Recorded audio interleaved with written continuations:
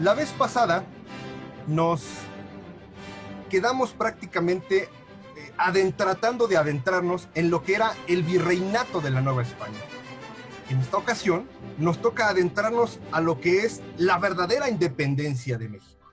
Eso quiere decir que si vamos a hablar de la verdadera independencia de México, es porque seguramente hay una falsa independencia de México. Y esta falsa independencia de México regularmente es la que nos venden en los colegios, porque es una historia falseada, nada más nos venden una parte, no nos dan todo, y no nos dan la historia verdadera.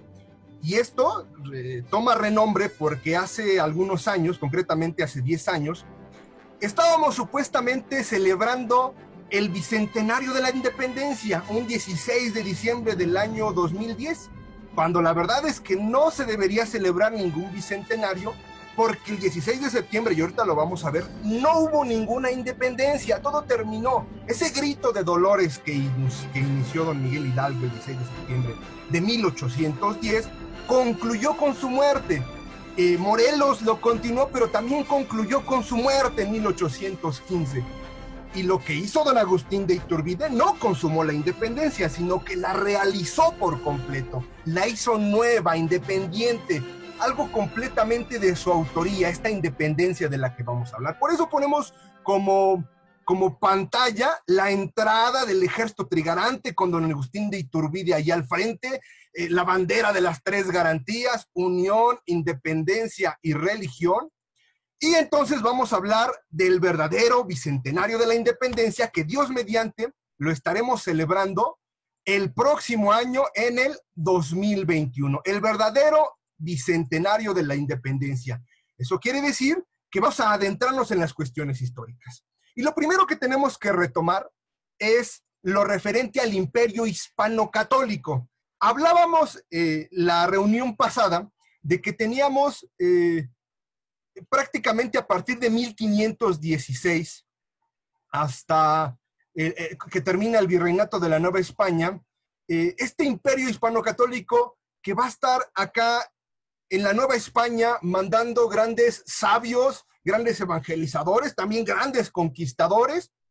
Hablábamos del gran Fray Junípero Serra, que ha sido vilipendiado cuando realmente fue un gran defensor de los indígenas. Hablábamos también de Fray Juan de Zumárraga, Fray Toribio de Benavente, de Tata Vasco y tantos civilizadores, no solamente evangelizadores, sino también civilizadores que enseñaron a nuestros pueblos tantos y tantos oficios para que salieran adelante. Bueno, todo esto, el primer siglo prácticamente es el siglo de oro de España. El siglo de oro de España, que no solamente es un siglo de oro porque haya habido durante ese periodo hombres grandes como Lope de Vega, Calderón de la Barca, Cervantes Saavedra, sino también es un siglo grande por los grandes reyes como Carlos I de España, que sería conocido en la historia como Carlos V, como Felipe II, y como grandes conquistadores, como ya vimos, por ejemplo, durante la conquista con Hernán Cortés, y otros muchos y más conquistadores. También veíamos un poquito de todo esto de la Nao de China,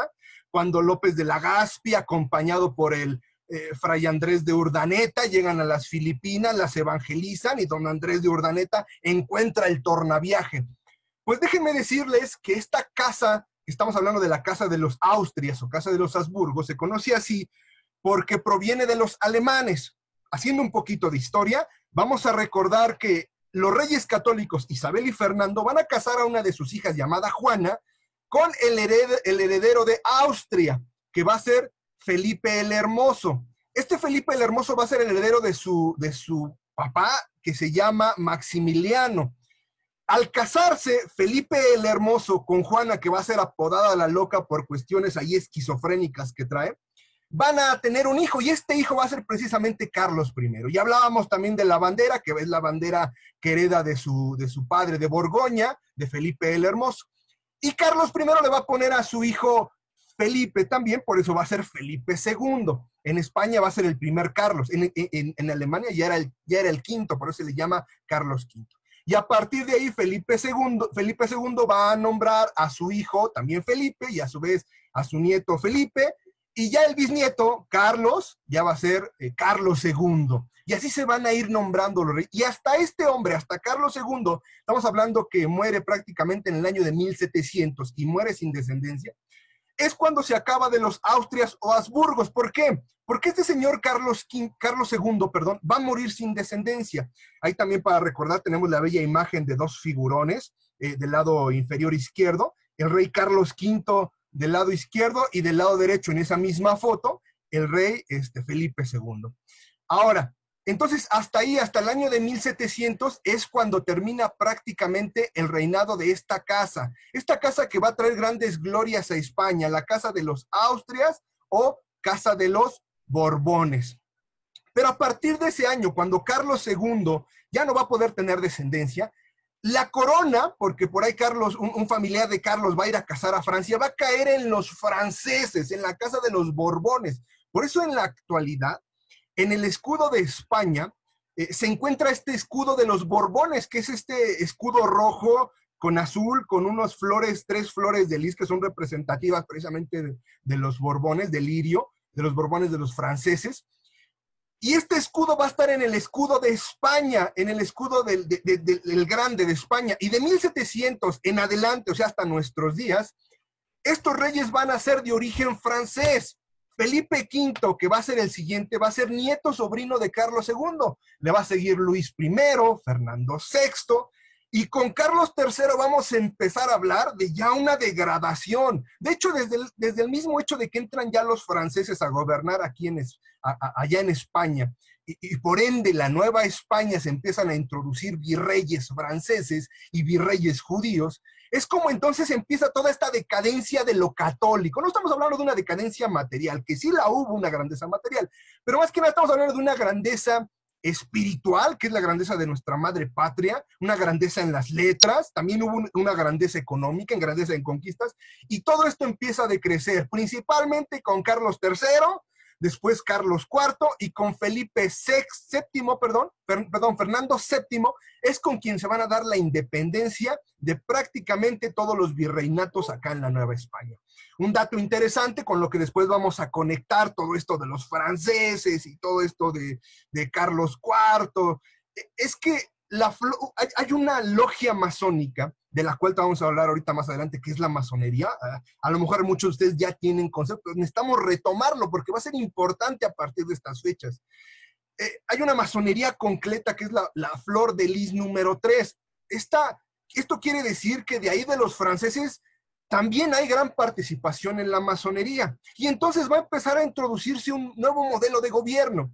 Este nuevo modelo de gobierno, primero, lo que va a ser controlar todos los puestos y recursos. O sea, en anterioridad, el virrey tenía su poder para ir nombrando, para ir dispensando recursos, para ir haciendo las cosas. Existía un virreinato. Después son también expulsados los jesuitas. Esto lo vamos a ver con detenimiento en una diapositiva aparte. Se suprime el Consejo de las Indias. Esto es importantísimo. El Consejo de las Indias era un órgano verdaderamente importante, era un órgano, este Consejo de las Indias, que ayudaba demasiado a los indígenas, que fue creado para ellos, que crea las leyes de las Indias, y era un consejo de hombres sabios, de hombres buenos, era la aristocracia, el gobierno de los mejores, de los más buenos, de los más sabios, combinado con la monarquía, que era el virrey. También va a surgir propiamente el colonialismo, y aquí hay que definirlo claramente, porque a veces muchas personas se confunden y dicen que nuestro virreinato fue colonia, y no fuimos colonia. Si le pudiéramos llamar colonialismo, y eso por el nuevo modelo de gobierno, fue a partir de 1768, cuando ya prácticamente Carlos III empieza a introducir todas estas medidas de control, empieza a introducir franceses, judíos por todas partes, que más adelante vamos a ver. E inclusive en ese mismo siglo, en el año de 1717, surge Nueva Granada, y en 1776 el virreinato de el Río de la Plata. Y ahí tenemos un mapa de lo que existía en aquel siglo, que era el virreinato de Granada, la Capitanía General de Venezuela, el virreinato del Río de la Plata, el virreinato del Perú, la Capitanía General de Chile y los dominios de Portugal, que prácticamente ya van a ser aparte a partir de 1640, lo veíamos la reunión pasada. cuando Portugal nuevamente se vuelve a separar de España. Portugal estuvo un tiempo unida a España, pero solamente fueron alrededor de 60 años, no más. Ahora vamos a entrar de lleno a uno de los artífices más importantes de la independencia y también de las revoluciones en general, la francmasonería o masonería. Francmasonería viene de fraternidad, de logia, por eso se llaman francmasones, porque son fraternos entre ellos, son una logia, son un grupo, una masonería. La palabra masón significa albañil. Ellos dicen que su origen proviene de los primeros arquitectos, constructores de la Edad Media. Sin embargo, la verdad es que es una organización sumamente secreta, y por secreta, pues, tenemos que decir que el origen de esta asociación, pues, es a veces desconocido.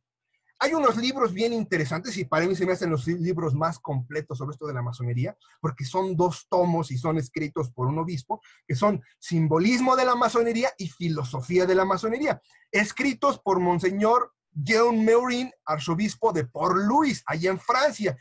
Y este hombre, este obispo, dice que la masonería surge cuando el pueblo judío es llevado como esclavo a Babilonia. Allí en Babilonia, los judíos se mezclan con el paganismo de Babilonia, o sea, el orgullo, la soberbia de los judíos, el sentirse los elegidos, el pueblo elegido, se mezcla con el satanismo, con el paganismo de Babilonia, y lo que va a surgir es precisamente esta masonería.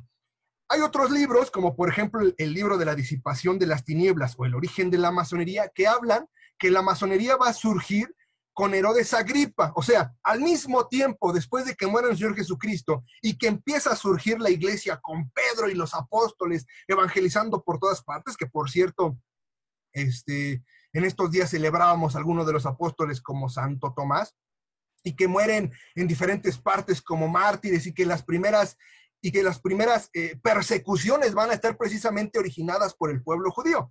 De hecho, la primera persecución y el primer mártir de la iglesia, que es San Esteban, muere apedrado por judíos. Después las siguientes persecuciones, que son persecuciones de los romanos, son encabezadas, sí, por gente como Nerón, como Diocleciano, pero son impulsadas, propagadas por judíos.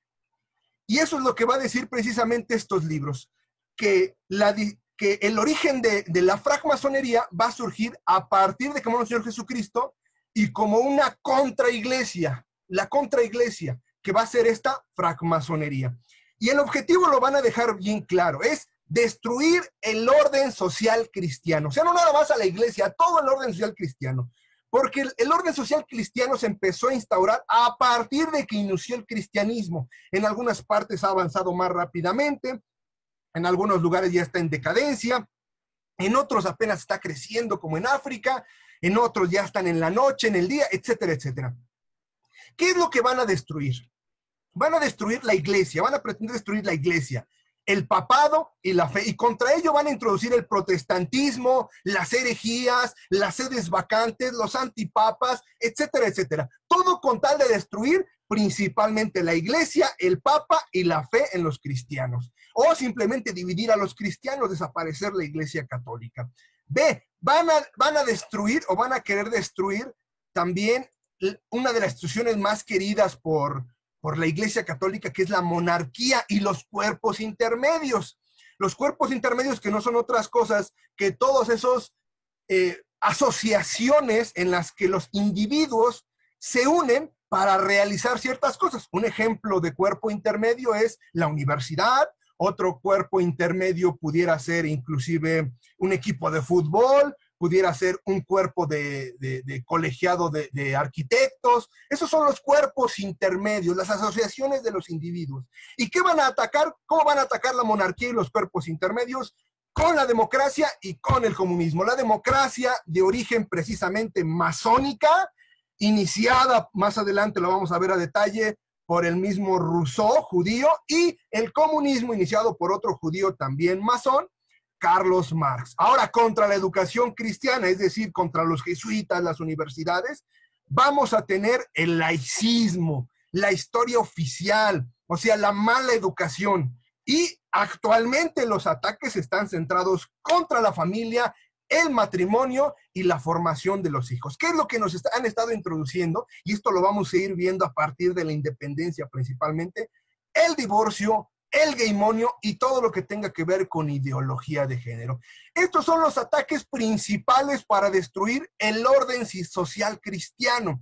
Y por ello es que fueron condenados por varios papas. Muy en especial, merece especial renombre su santidad León XIII, que condena la masonería en su encíclica Humanum Genus, o el género humano, donde dice que todo aquel que le dé su nombre a la masonería queda excomulgado.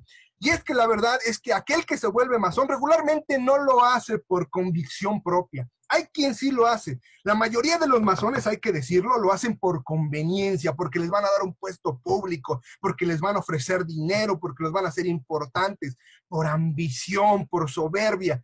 Y eso lo va a plasmar bien en la iglesia y la masonería del libro de Alberto Caturelli. Y en este libro también es importante citarlo, el de los francmasones de James Plocardiasa, que se puede conseguir todavía. Ahora, visiblemente la masonería, de manera ya oficial, ya dada a conocer con todo el mundo, surge en 1717. La Gran Logia de Londres, ya se juntan varias logias, lo dan a conocer al público y a partir de ahí ya hay una asociación ya de logias. En 1726, esta Gran Logia pasa a Francia con el nombre de Gran Logia de Francia, del oriente de Francia. En 1728, en España, llega mediante los ingleses y es dirigida por ingleses, y ya en 1780 surge el Gran Oriente de España, guiada por franceses. 1780, estamos hablando todos estos aspectos de cuando se da a conocer la masonería, al mismo tiempo la expulsión de los jesuitas, y se está preparando el campo para las independencias, para dejar solas a las hijas, para que se enfrente contra el gigante del liberalismo, contra el gigante del comunismo, la de la democracia y todos estos males que atrae la masonería. Y en 1785 el rito escocés llega precisamente a México. Un libro maravilloso, la verdad difícil de conseguir, La masonería en la historia y en las leyes de México, de Félix Navarrete, un libro difícil. Tiene otros libros, pero ese es el libro que nos puede ayudar más a entender un poquito sobre todo esto de la historia, cómo influyen los masones. Uno de los libros interesantes al respecto sobre la Revolución Francesa, porque también en este mismo siglo, concretamente en el año de 1789, va a empezar a surgir la masonería. Un libro importante es el que nos habla sobre llamado La Conjuración Anticristiana, de Monseñor Henry de Lachus. Dice, antes de 1789, fue la secta de los iluministas que imprimió a la francmasonería las directrices para que pudiese implementarse el proyecto de revolucionar a Francia y a toda Europa. Por eso es que ponemos ahí lo primero a los enciclopedistas, los iluminados de Baviera, los Illuminati, como ustedes los quieran llamar. Y lo que querían implantar era la diosa razón. Esta diosa razón lo que quería era aplastar a la infame. Así lo escribió Voltaire. Sus principales iluministas, no por ellos son todos, pero los principales es Voltaire, Rousseau, Montesquieu, Diderot, D'Alembert. De hecho, de Juan Jacobo Rousseau va a surgir el contrato social, que va a ser este contrato el que va a dar entrada a lo que es la democracia actual, de la cual seguramente la próxima reunión vamos a tener que dedicar una diapositiva especial para hablar sobre todo esto. Ahora, de estos enciclopedistas va a surgir el famoso lema de libertad, igualdad y fraternidad. ¿Qué es esto de la libertad, la igualdad y la fraternidad? Pues no es otra cosa que es como la mona de Dios, o sea, la imitación de querer hacer las cosas como Dios. ¿Por qué? Porque esta fraternidad no va a llegar a todo mundo. Esta fraternidad las logias nada más las plantean entre ellos mismos, el ayuda entre ellos mismos.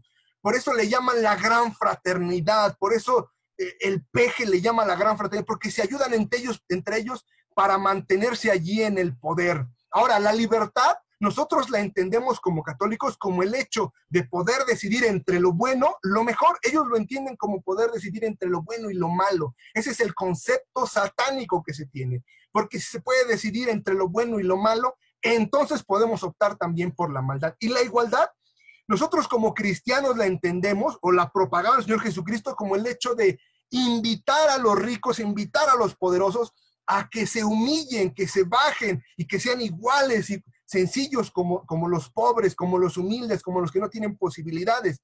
Esta igualdad de la que habla la Revolución Francesa no es la misma, pues obliga y corta cabezas y obliga a todos para que todos estemos igual de pobres, para que todos seamos iguales, y aquel que piensa diferente utilizan ese instrumento que cortó en el siglo XVI, concretamente, perdón, en el siglo XVIII, concretamente en 1793, la cabeza del último rey de Francia, de ahí de precisamente Luis XVI.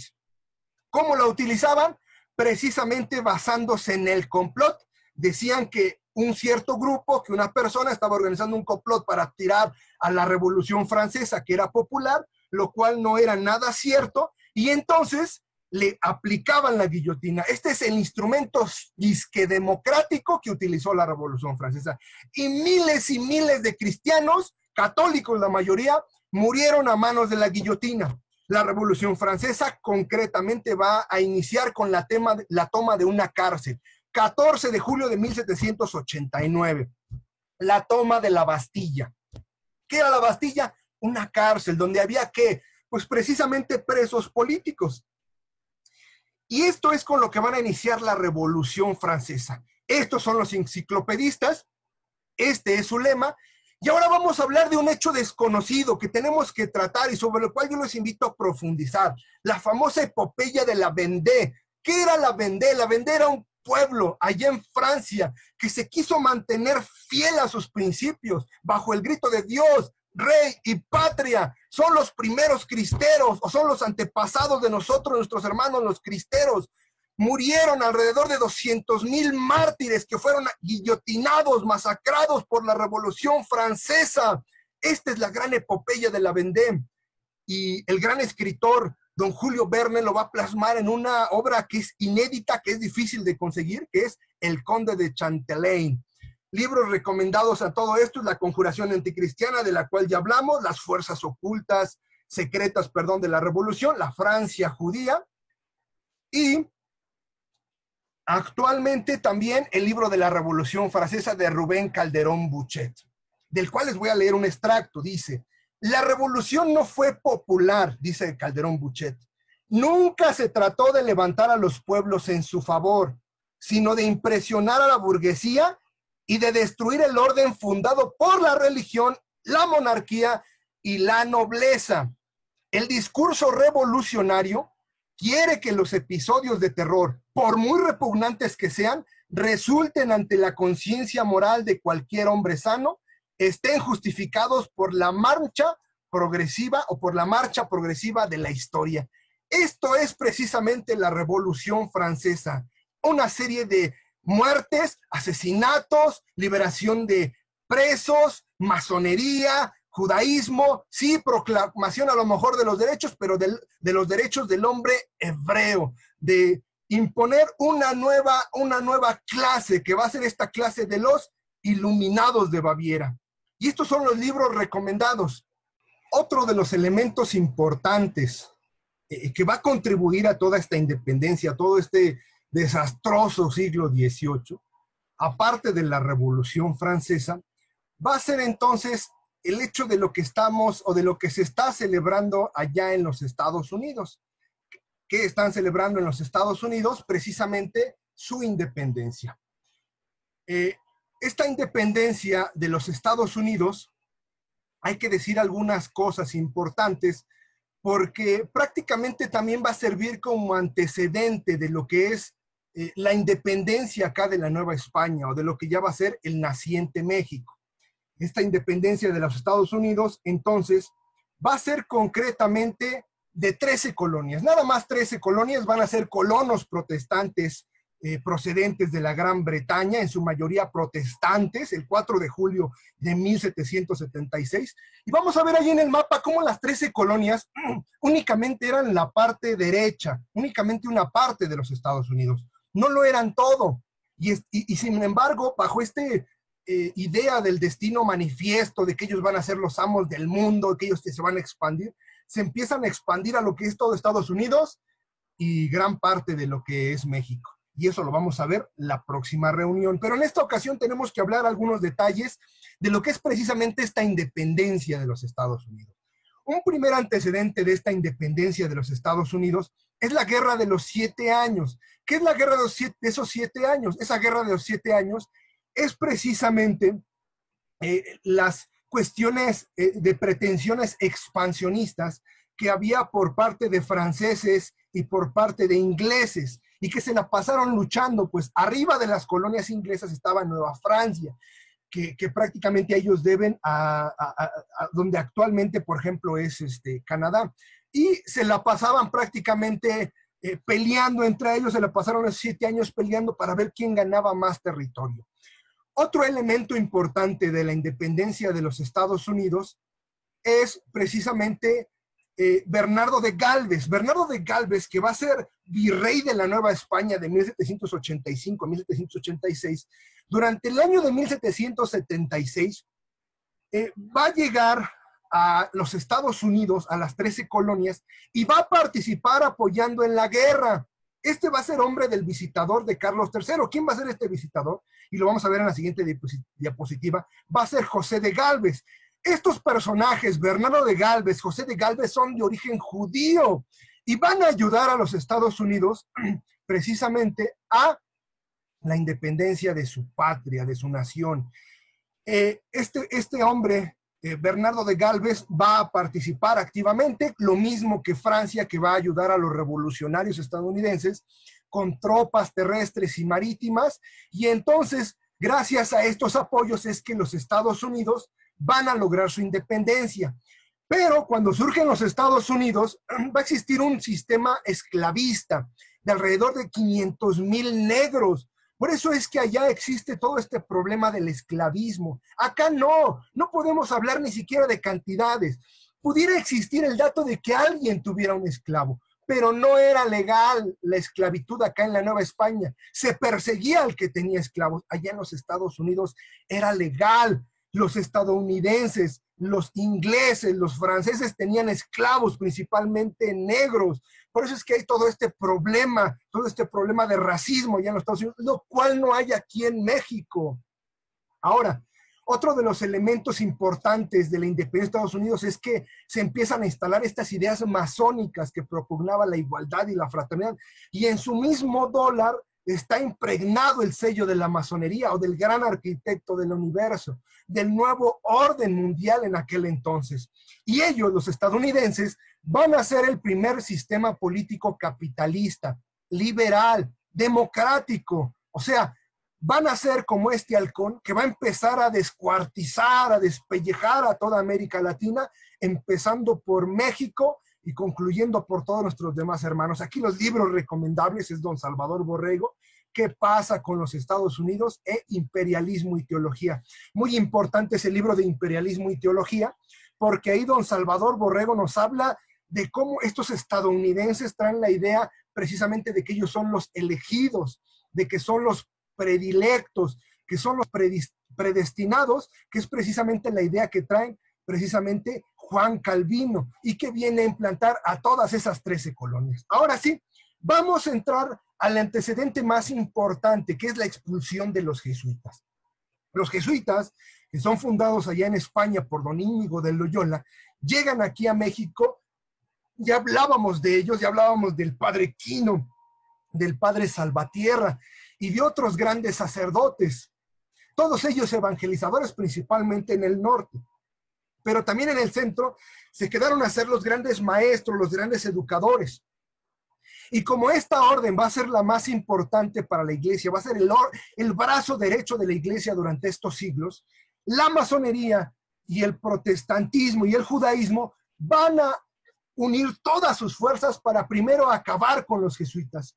Lo mismo que hicieron en la Edad Media o acabando la Edad Media para acabar con los templarios en aquel entonces. Ahora el brazo derecho durante este terrible siglo XVIII va a ser la expulsión de los jesuitas, acabar con los jesuitas. Y van a iniciar en Portugal. El rey José I de Portugal en el año de 1759 los va a expulsar. Posteriormente en Francia, Luis XV en 1764. Después va a venir Carlos III, ya acá en España, en febrero de 1767. E inmediatamente después, meses después, va a firmar el edicto Carlos III para que el virrey de acá, de aquel entonces, que era un francés, Carlos Francisco Marqués de Croix, desde el año 1766 y concretamente en 1767, pusiera en práctica la expulsión de los jesuitas. Pero para que todo esto se llevara a cabo, tuvo que enviar a un gran visitador, y este judío es José de Gálvez, que va a ser el tío del que hablábamos anteriormente, que precisamente participó en la independencia de los Estados Unidos, Bernardo de Gálvez. Este judío, José de Gálvez, va a organizar una milicia a modo de la Guardia Nacional, como es allá la milicia ciudadana de los franceses, porque aquí no existía un ejército. Entonces van a organizar esto para poder atacar acá en la Nueva España a los jesuitas, hombres completamente pacíficos. Y van a iniciar en varias ciudades. Va a haber ciertos alborotos, por ejemplo, en San Luis de la Paz. Gálvez mandó a ahorcar a 4 indígenas cabecillos que estaban organizando una revuelta para defender precisamente a los jesuitas. En San Luis Potosí va a mandar a 50 indígenas que sean ejecutados y va a hacer prisioneros a 200 personas. En Guanajuato, el mismo Gálvez se va a valer de los jesuitas para animarlos, para calmar los ánimos, porque si los jesuitas no hubieran calmado los ánimos en esos momentos, entonces se hubiera generado, la verdad es que una verdadera revuelta. Gálvez hubiera terminado ahí muerto y seguramente los jesuitas no hubieran sido expulsados. Pero los jesuitas, hombres santos, hombres de buena voluntad, tranquilizan a los indígenas, tranquilizan a los criollos y a todo mundo, y Gálvez toma represalias, ahorca 9 personas, azota a 200, 30 los manda a cadena perpetua, 134 a prisión y 11 son desterrados. Esto sin contar precisamente a los jesuitas que van a ser los que van a ser expulsados. Ahora, ¿qué es esto del destierro? Pues los empiezan a reunir, empiezan a ir por todos ellos a sus conventos, a sus iglesias, a todos lados donde se encuentran. Son reunidos en Veracruz, luego los llevan a Cuba y finalmente son llevados a Italia. Obviamente con un trato verdaderamente inhumano, y el pueblo se les adhiere con esa pasión porque son sus verdaderos padres, son aquellos que verdaderamente les han enseñado todas las cosas importantes, no solamente de la fe, sino inclusive para salir adelante. En aquel entonces una sola palabra de los jesuitas hubiera bastado para que el pueblo del virreinato se hubiera levantado en armas contra Gálvez, pero esa palabra nunca llegó. Estos hombres murieron como mártires, como verdaderos santos, como verdaderos héroes. Se emplearon alrededor de 5,000 milicianos empleados por José de Gálvez para pacificar, para poder llevar alrededor de 600 jesuitas, 678 jesuitas para ser exactos.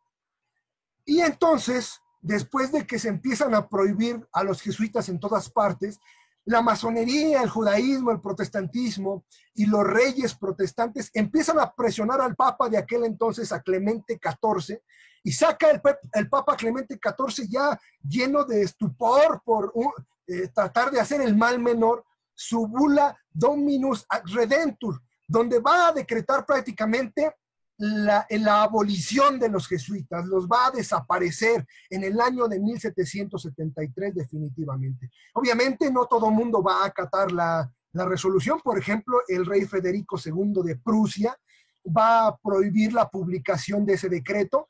La reina Catalina II de Rusia tampoco lo va a admitir, va a seguir dejando que los jesuitas sigan en sus tierras.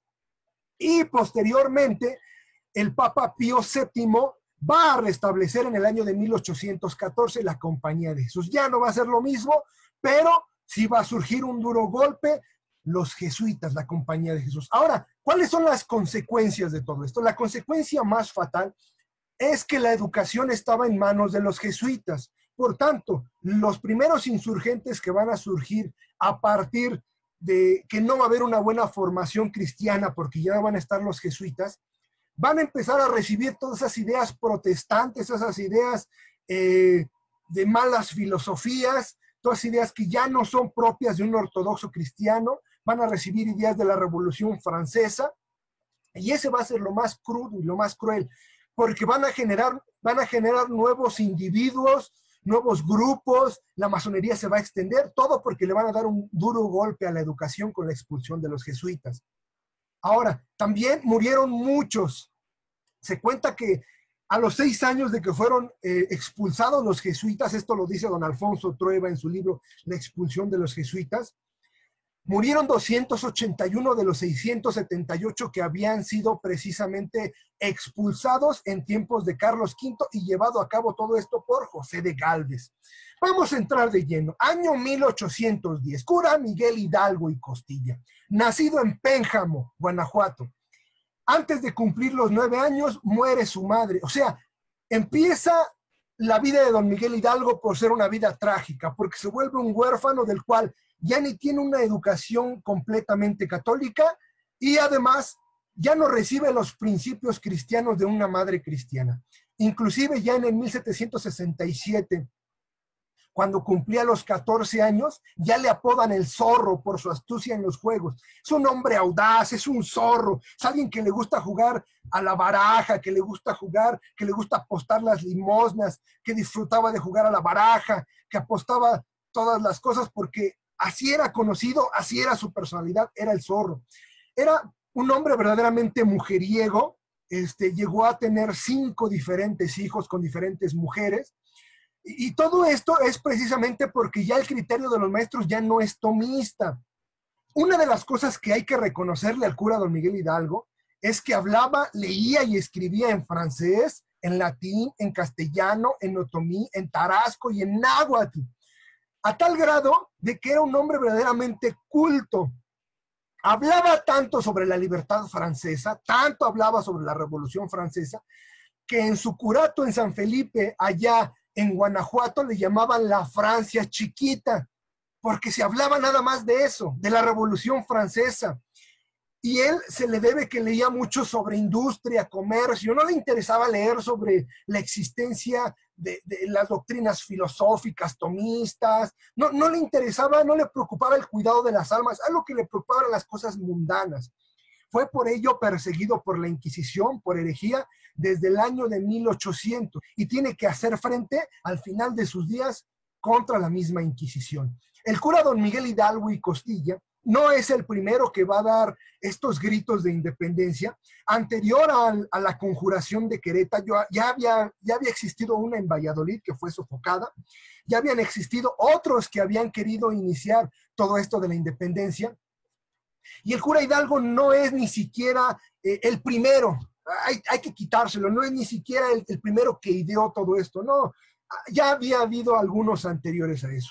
Lo que sí podemos hablar de él es su gran valor, es a lo mejor su coraje de lanzarse, todo desorganizado, todo a lo mejor en saqueos, más adelante lo vamos a ver, pero algo que hay que resaltar es que la primera vez cuando recibe la noticia de parte de Allende de que ha sido descubierta la conjuración de Querétaro, que había sido organizada primeramente para diciembre y después se pasa a octubre, tiene que lanzarla de inmediato. Y sus primeras palabras no es vamos a hacer la independencia, sino señores, no nos queda otro remedio que ir a coger gachupines, que así les empezaron a llamar a los españoles, nacidos precisamente allá en la península ibérica, allá en España.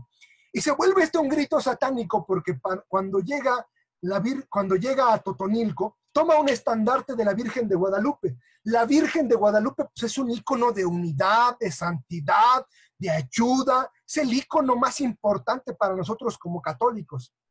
Y al unirlo con ese grito de viva la Virgen de Guadalupe y mueran los gachupines, es un grito satánico que confunde. Por eso el grito de Allende no va a ser el mismo. El grito de Allende va a ser viva Fernando VII, viva la independencia. ¿Por qué? ¿Qué estaba pasando allá en España? Allá en España, los franceses acababan de invadir precisamente España en el año de 1808.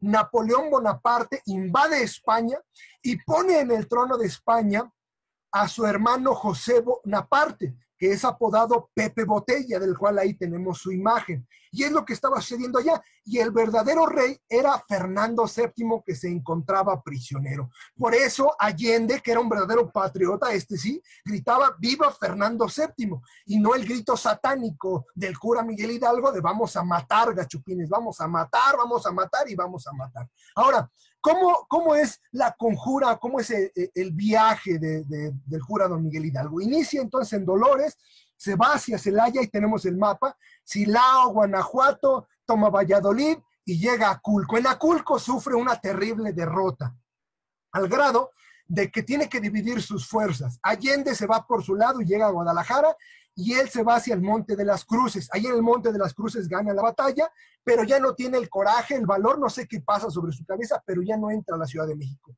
Se repliega nuevamente a Valladolid, llega a la Barca, a Guadalajara, y ahí se prepara junto con Allende, que ya empieza a tener problemas con él por los abusos que realiza el cura Miguel Hidalgo, de los cuales vamos a hablar ahorita más adelante, y reciben la terrible derrota en el Puente de Calderón.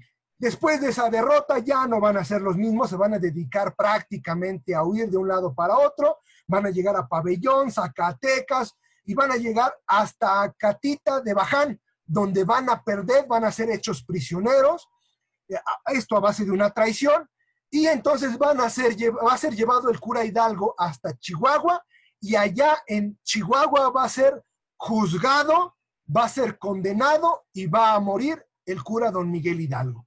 Pero no solamente fue el grito satánico lo que hizo el cura Miguel Hidalgo. El mismo 16 de septiembre, en esa misma noche, al siguiente día después del grito, lanzó al populacho al saqueo de San Miguel Allende, o sea, al robo, y les decía, tomen, hijito, roben, todo es suyo, saqueen, todo es suyo. Y además las demás ciudades, Guadalajara, Valladolid, llegaban y robaban y saqueaban. Esto no podemos llamar un movimiento independentista. Esto es una revolución, al modo de la Revolución Francesa. Por eso teníamos que hablar de todo esto, lo que había sido la masacre de la Revolución Francesa. Por eso teníamos que hablar de todo esto, de lo que eran las ideas afrancesadas, de la masonería, de la expulsión de los jesuitas, porque Hidalgo ya no va a tener esta formación. Por eso tenemos que hablar de todas estas cosas. Y así como los franceses utilizaban la guillotina y realizaban grandes masacres, como contra la Vendée, de la cual ya hablamos, en la Alhóndiga de Granadita son asesinados 200 soldados y 105 civiles por el solo hecho de ser españoles. Mataba a todos los prisioneros. El mismo 12 de diciembre, ni siquiera el mismo día de la celebración de la Virgen de Guadalupe de 1810, ni siquiera ese día va a perdonar vidas. Va a ser sanguinario completamente y va a ejecutar a 48 personas en la barranca de Atenquique. O sea, va a ser un hombre que la verdad va a ser verdaderamente sanguinario. ¿Y hasta dónde va a llegar toda esta terrible imagen que Hidalgo va a dar? Hasta el grado de que en ese mismo año, cuando llega a Guadalajara, se hace llamar Alteza Serenísima, al grado de que hasta los mismos sacerdotes doblan la rodilla, tienen que doblar la rodilla para hablarle. O sea, la verdad es que más que un halago, es una afrenta que va a quedar para la posterioridad. Y una de las cosas más terribles es, como ya lo habíamos dicho, su tremenda lujuria, de la cual seguramente no solamente tuvo 5 hijos, sino más, pues en campaña llevaba consigo 8 jovencitas hermosas para precisamente poder tener relaciones con ellas y saciar su virilidad. Este era el cura don Miguel Hidalgo. La Inquisición precisamente lo declara sedicioso, que es hombre de armas, lo declara cismático, que es que se separa de la Iglesia Católica, lo declara hereje por atentar contra los dogmas, y finalmente lo declara apóstata, o sea, que había perdido prácticamente todo lo que tenía en la fe cristiana. Fue degradado de su investidura sacerdotal el 27 de julio, dicen los testimonios, que lloró el cura Hidalgo, y antes de morir va a escribir un manifiesto de arrepentimiento el día 18 de mayo. Se confiesa y comulga, o sea, después de que se confiesa, obviamente es levantada la excomunión y muere cristianamente. 2 cosas nos enseña el cura Hidalgo. Primero, lo que no era la independencia, y 2, que aún el último día de tu muerte, si Dios te permite arrepentirte, te puede salvar. ese manifiesto de arrepentimiento ha quedado plasmado para toda la historia, para los anales de la historia. Y dice así, lo plasma don Salvador Abascal en ese hermoso libro que ahí mencionamos, que es El cura Hidalgo de rodillas. También Ezequiel A. Chávez lo plasma en su libro sobre Hidalgo. Dice, oh americanos, mis compatriotas, europeos, mis progenitores, y sobre todo, insurgentes, mis secuaces. Compadeceos de mí, veo la destrucción de este suelo que he ocasionado, la ruina de los caudales que se han perdido, la infinidad de viudas y huérfanos que he dejado, la sangre que con tanta profusión y temeridad se ha vertido, y lo que no puedo decir sin desfallecer, la multitud de almas que por seguirme estarán en los abismos. Este es el arrepentimiento que precisamente tiene Hidalgo de toda esta revolución, de toda esta guerra. Este es el cura Hidalgo pintado de pies a cabezas. Por eso don Salvador Abascal lo va a llamar el cura Hidalgo de rodillas, porque se alcanza a confesar. Vamos a entrar ahora con el segundo de los exaltados, el cura don José María Morelos y Pavón. De 1799 a 1810 va a ser cura de Curácuaro, Michoacán. El 20 de octubre, cuando se encuentra con Hidalgo, va a ser comisionado a ocupar Acapulco. ¿Por qué Acapulco? Porque Acapulco no era como en la actualidad es. En la actualidad Acapulco es principalmente un sitio de turismo. Pero en aquel entonces, ya lo veíamos, existía la famosa nao de China, donde provenían el comercio de la India, de China, de Filipinas, de Japón, y esto era un lugar importantísimo para proveer de alimentos, de herramientas, de plantas, de sedas, de muchísimas, muchísimas cosas. Obviamente, llega a Acapulco, fracasa, pero antes de fracasar en la toma de Acapulco, dentro de las cosas buenas que le podemos nombrar al cura don José María Morelos y Pavón es que respetaran los bienes de la iglesia, lo cual no va a suceder en las siguientes revoluciones. La verdad es que en las siguientes revoluciones lo primero que van a hacer va a ser destruir iglesias, profanar templos, acribillar la Sagrada Escritura, la Sagrada Eucaristía. Otra cosa que les dice es que eviten el ataque con fuerzas inferiores, que lo suyo no sea nada más una guerra de guerrillas, sino un verdadero movimiento de independencia. Y va a empezar a reducir impuestos, esto principalmente para que se adhieran a él. En 1812, algo que va a empezar él a quitar va a ser que se trate de quitar la mención del rey. ¿Por qué? Porque lo que él quería no era la idea que posteriormente se trajo, no era salvar a Fernando VII o gritar viva Fernando VII, sino él lo que ya quería era una independencia, pero esta independencia al modo del cura Miguel Hidalgo, o sea, una independencia afrancesada, una independencia con ideas revolucionarias, masónicas. Esta era la independencia. Tras el sitio de Cuautla, que dura 63 días, en 1812, empieza a atizar todavía más el odio a los gachupines. Allí en Cuautla, Morelos, permanece durante 63 días, al final de cuentas pierde la plaza, pero es un momento a lo mejor de él de gloria en el que se mantiene ahí al frente. Del coraje de haber perdido Cuautla, va a tomar Oaxaca en noviembre de 1812, permite el saqueo y la ejecución de prisioneros. En esto se parece al cura don Miguel Hidalgo. Si no es igual de sanguinario, sí le sigue los pasos. Por eso podemos hablar que el cura don José María Morelos y Pavón es un fiel discípulo del cura don Miguel Hidalgo y Costilla. Y uno de los elementos que se da a conocer durante aquel año de 1812 es la Constitución de Cádiz. Esta constitución es promulgada allá en España. Es una constitución masónica, implantada por los franceses y en la cual hacen jurar a los españoles, al rey y a todos. Y este juramento tratan también de imponerlo y lo imponen también acá en la Nueva España al virrey Venegas, que es obligado también a jurar. Obviamente, pues todas estas son las ideas masónicas. Por todos lados nos están llegando los ataques de la judeo-masonería. En 1813 regresa a Acapulco, se organiza y entonces sí, el cura don José María Morelos y Pavón va a tomar el puerto de Acapulco.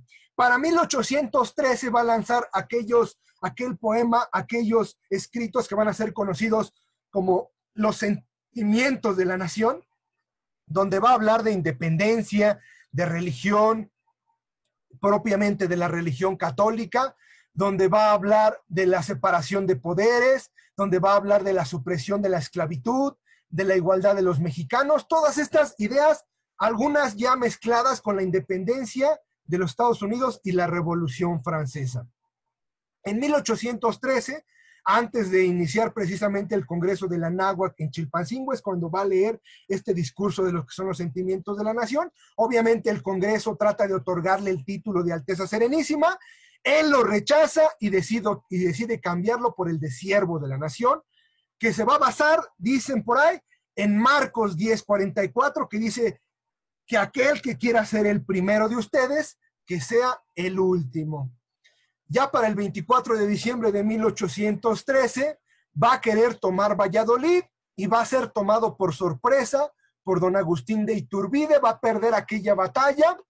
Para 1814 va a regresar a Acapulco después de no haber podido tomar Valladolid, ejecuta 300 prisioneros nada más de puro coraje, y entonces para 1814 se va a promulgar la Constitución de Apatzingán, que precisamente se va a fundar en todas estas ideas francesas, estadounidenses, de supresión de esclavitud, la cual no había, pero bueno, les ponemos una estrellita por el hecho de que por lo menos hablaban de suprimir la esclavitud, aunque sea, lo cual en los Estados Unidos ni siquiera se tocaba.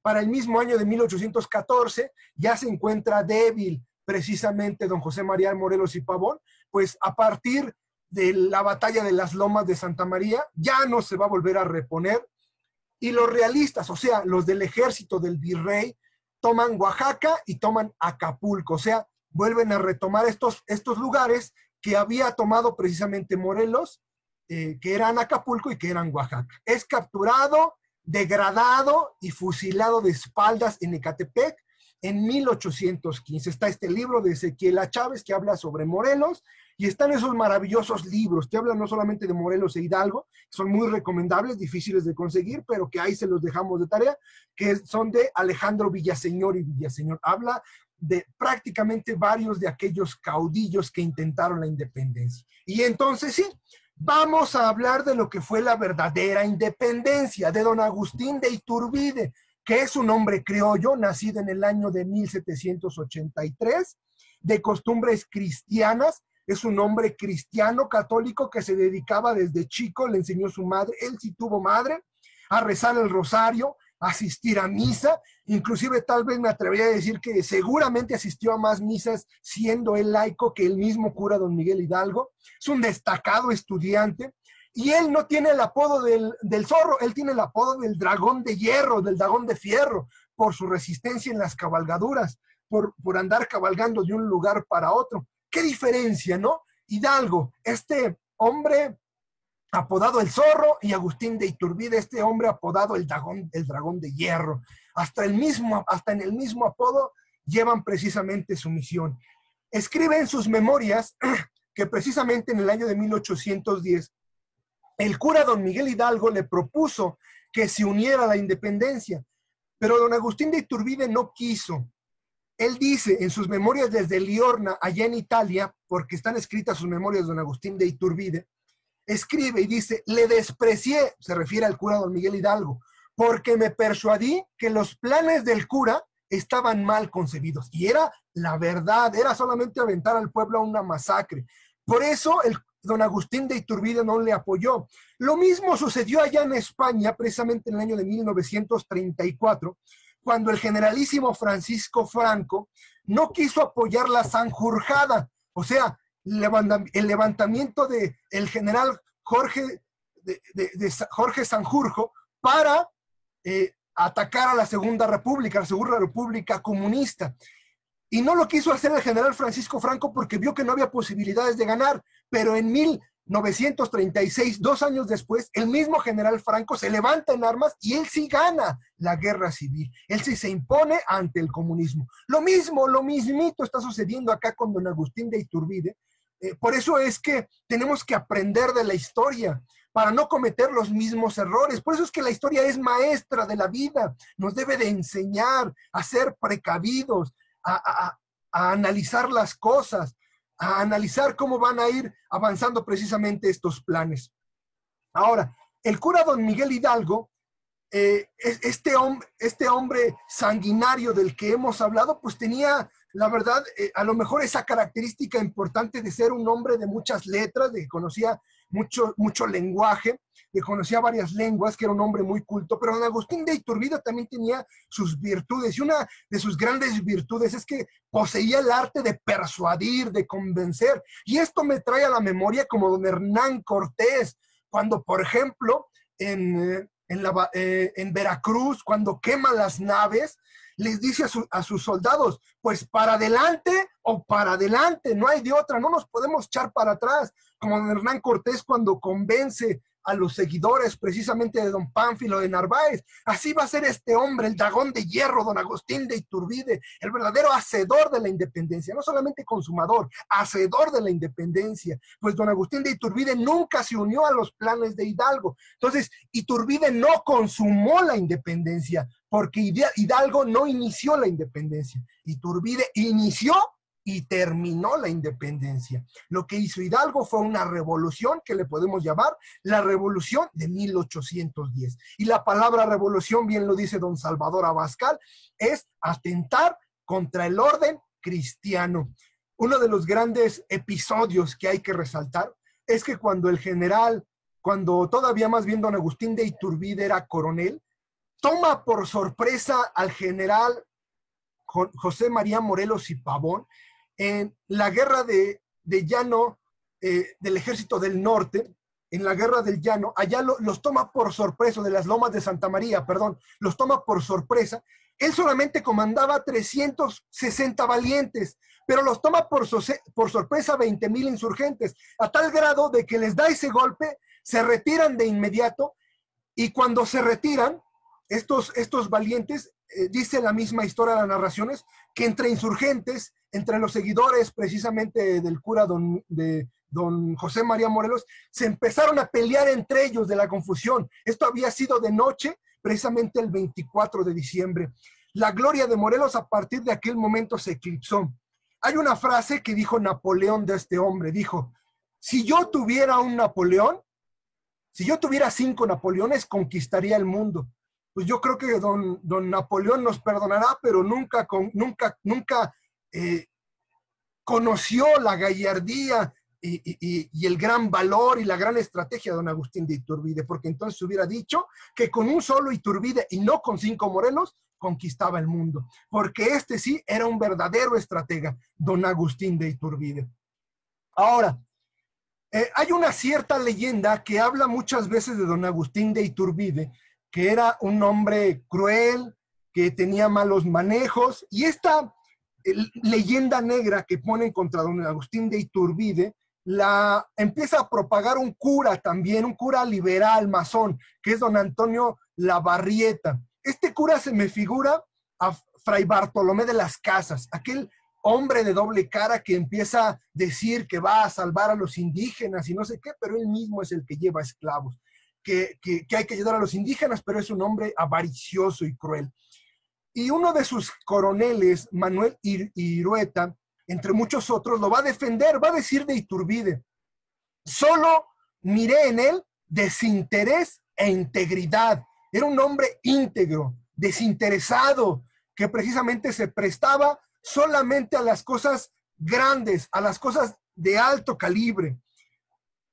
Y entonces, bajo los testimonios de unos y otros, es como podemos desenmascarar precisamente esta terrible vida, esta terrible injuria que pesa sobre don Agustín de Iturbide, que ha sido propagada. Sí fue duro, pero no fue cruel. Cruel precisamente el cura Hidalgo, cruel Morelos, que mataba a sangre fría a los prisioneros. Eso sí era crueldad, cruel mandar a la gente sin armas a que se matara contra el ejército realista con solamente palos y machetes.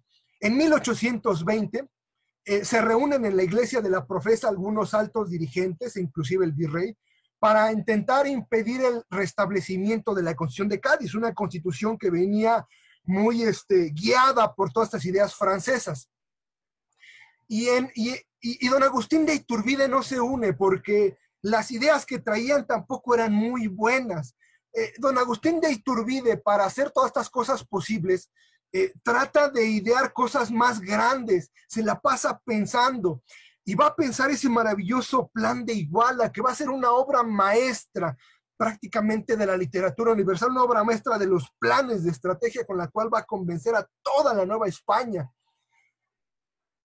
Ya por el año de 1820, el virrey le va a conceder el mando del Distrito del Sur.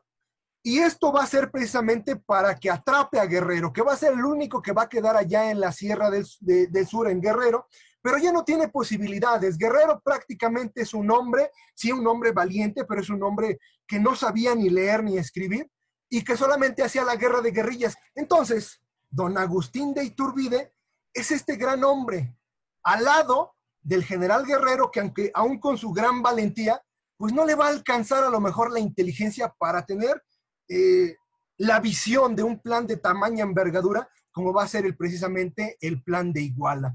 La verdad es que el plan de Iguala, ahorita lo vamos a ver más adelante, es un plan maravilloso, es un plan que nos va a llenar de orgullo a los mexicanos. Durante enero y febrero lanza su ofensiva epistolar. ¿Qué es esto de la ofensiva epistolar? Va a lanzar cartas a todas partes, le va a escribir a Guerrero. La realidad es que es muy probable que no haya existido el famoso abrazo de Acatempan.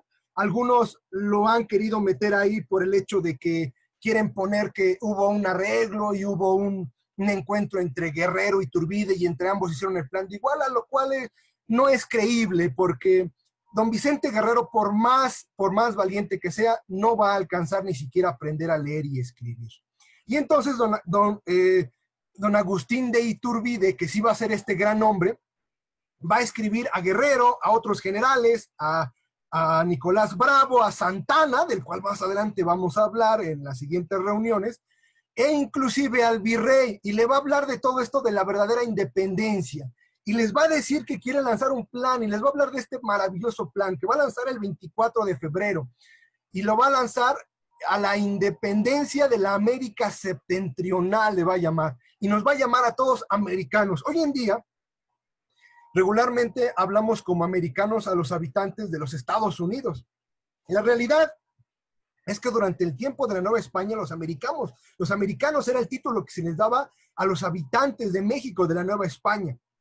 Y este maravilloso plan, del plan de Iguala o de las tres garantías, es un plan verdaderamente impresionante. Todo mundo hablaba de guerras, todo mundo hablaba de matar a gachupines, todo mundo como Morelos, como el mismo Allende, como el mismo el cura Hidalgo, hablaban de matar gachupines. Y entonces viene a establecer don Agustín de Iturbide la unión y dice, pues aquí todos van a entrar. Aquí no importa que tú seas mestizo, no importa que seas negro, que seas criollo, que seas habitante peninsular de allá de España, no importa. Aquí todos nos vamos a unir bajo un mismo suelo, bajo una misma patria, bajo una misma nación. Esa es una de las garantías, la unión. La otra garantía va a ser la independencia, pero no porque fuésemos esclavos, lo dice él. No, no éramos esclavos, sino él mismo lo escribe en su plan de Iguala, como una hija que llegada a la edad adulta quiere independizarse de su madre para formar su propia familia. Esa es la verdadera independencia que nos trajo don Agustín de Iturbide, la unión de todos, y esa unión no tiene nada que ver con racismo. Este plan de Iguala es contra el racismo que se vive allá en los Estados Unidos, que es principalmente gente racista. No, este es un plan de amor, de cariño, de independencia, pero agradeciendo a la madre, que es nuestra madre patria, que tanto se entregó y tanto nos dio. Y el elemento medular, el más importante, el elemento central, la religión católica, el elemento que va a unir a todo el pueblo. Va a haber inclusive todavía posteriores liberales que van a seguir hablando de este elemento medular, la religión católica, el elemento más importante.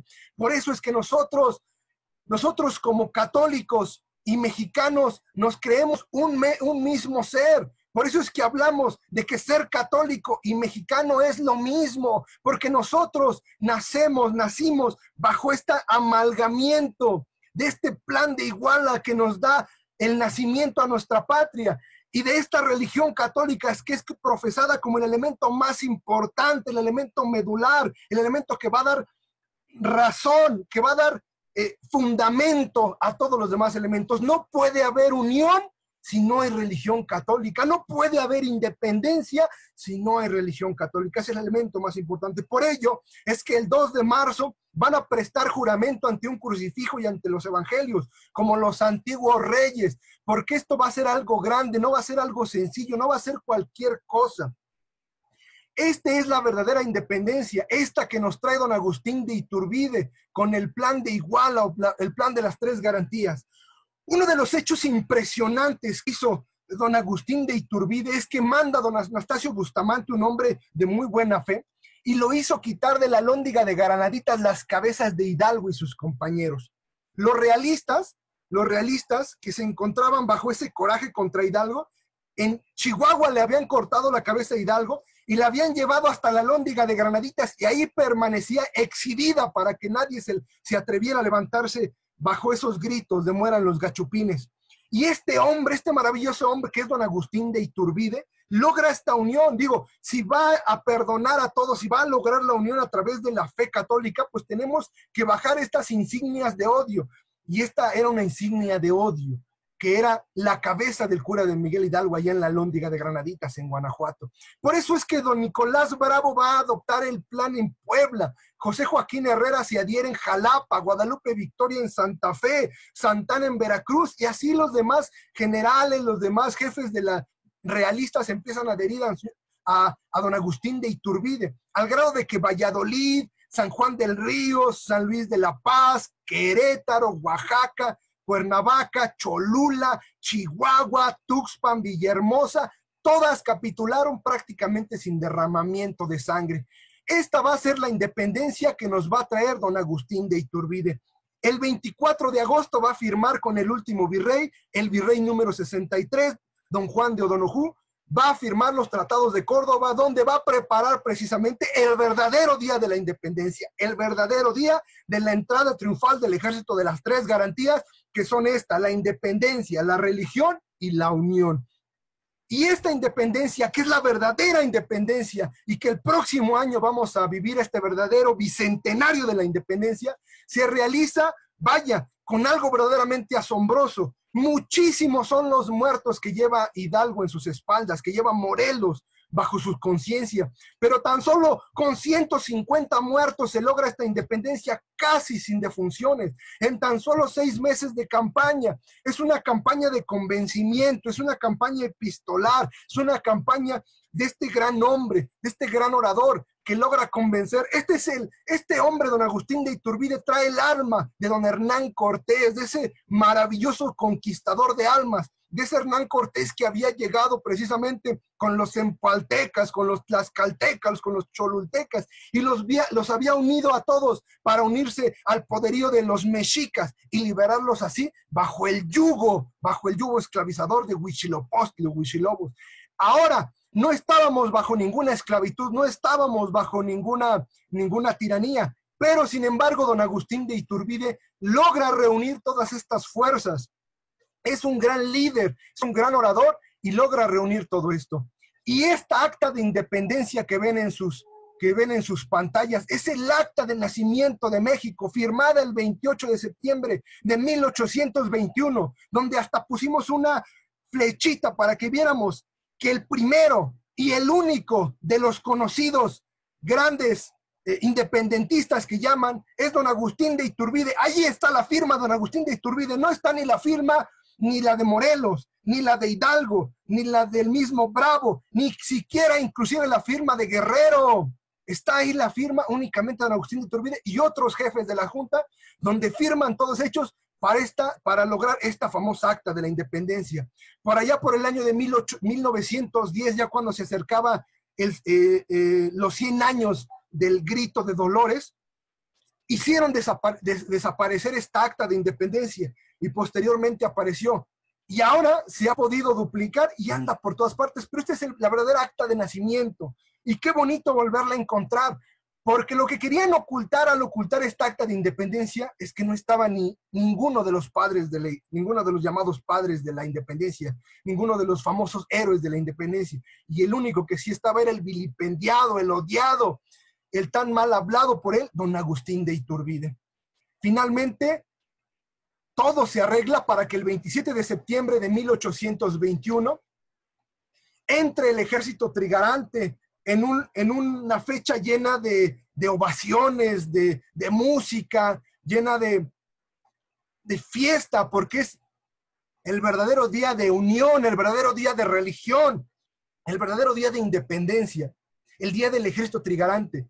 Y este día se empalma el 27 de septiembre de 1821 con el cumpleaños del mismo don Agustín de Iturbide. Pues como ya lo habíamos dicho anteriormente, había nacido un 27 de septiembre del año de 1783. Después de entrar al ejército trigarante, va a pronunciar don Agustín de Iturbide un majestuoso discurso del cual quiero relatar algunas palabras que vienen escritas en el libro de Iturbide, Un destino trágico de Alfonso Trueba. Solamente voy a sacar algunas palabras de este largo discurso. Dice: mexicanos, ya estáis en el caso de saludar a la patria independiente, como os anuncié en Iguala. Ya me veis en la capital del imperio más opulento, sin dejar atrás ni arroyos de sangre, ni campos taladrados, ni viudas desconsoladas, ni desgraciados hijos que llenen de maldiciones al asesino de su padre. Ya sabéis, hermanos míos, el modo de ser libres. A vosotros toca señalar el modo de ser felices. Maravillosas palabras después de aquel gran discurso. Don Agustín de Iturbide es ovacionado, es aplaudido, es llenado de abrazos, precisamente por el público que lo escucha pronunciar este maravilloso discurso. Libros que podemos encontrar estos hermosos discursos y la maravillosa vida de este hombre: don Agustín de Iturbide, de José Macías, En defensa de Iturbide, de Serenino Salmerón, hablando un poco también del general Guerrero, para desmentir que Guerrero tuvo algo que ver con el plan de Iguala, del profesor Salmerón, Alfonso Trueba, en Iturbide, Un destino trágico, y Agustín de Iturbide, libertador de México. Y esta es precisamente la verdadera independencia de nuestro país. Esta es por la que se agrega una séptima estrofa. Esa séptima estrofa que valiera en estos momentos recordar, porque es una estrofa que nos debe llenar a todos de amor. Es una estrofa que nos debe llenar a todos de pasión por nuestro México. Una estrofa que debe llenar a todos precisamente de más cariño, porque hoy, a lo mejor que estamos recordando estos hechos de la independencia, es importante recordar que quien nos diera la verdadera independencia bajo esta hermosa bandera de verde, blanco y rojo, de la independencia, la unión y la religión, fue precisamente don Agustín de Iturbide. Mexicanos al grito de guerra, el acero aprestad y el bridón, y retiembla en sus centros la tierra al sonoro rugir del cañón. Y retiembla en sus centros la tierra al sonoro rugir del cañón. Si a la lid contra hueste enemiga nos convoca la tropa guerrera de Iturbide la sacra bandera, mexicanos valientes seguid, y a los fieles bridones les sirvan las vencidas enseñas de alfombra, los laureles del triunfo de sombra, a la frente del bravo Adalid, a la frente del bravo Adalid. Mexicanos al grito de guerra, el acero aprestad y el bridón, y retiembla en sus centros la tierra al sonoro rugir del cañón. Y retiembla en sus centros la tierra al sonoro rugir del cañón.